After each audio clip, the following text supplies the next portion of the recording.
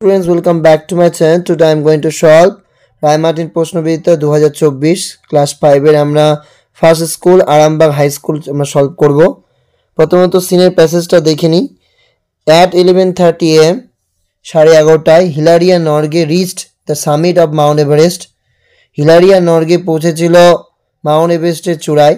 Hillary reached out to shake Norgay's hand. Hillary পৌঁছেছিল, হাত বাড়িয়েছিল, হ্যাঁ, নর্গের সঙ্গে হাত মিলায় বলে। But Norgay gave him a hug in return. Norgay তাকে তার পরিবর্তে একটা জড়িয়ে ধরেছিল।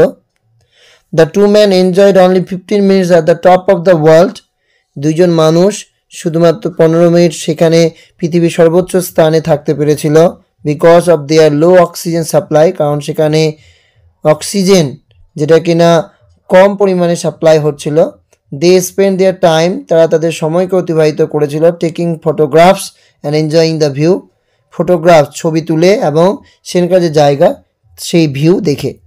নর্গে প্লেসড ফুড, নর্গে বাড়িয়ে দিয়েছিল খাবার, অফারিং টু গড, ভগবানের উদ্দেশ্যে।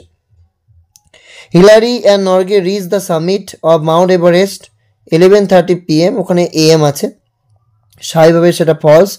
Norgay reach out shake Hillary's hand, Norgay reach out কখনো করিনি, আমরা জানি সেখানে Hillary reach out the shake of Norgay's hand হবে, তো মিলছে না, স্বাভাবিকভাবে এটা false.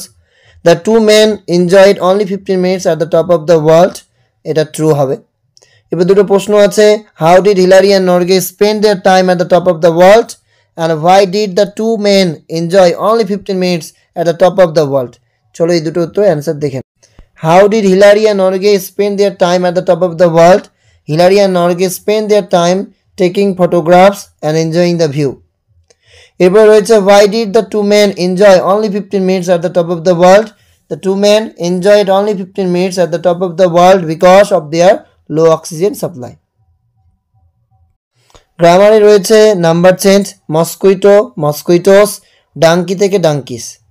Fill in the blanks with suitable articles. An expert হবে যেহেতু ভায়েল।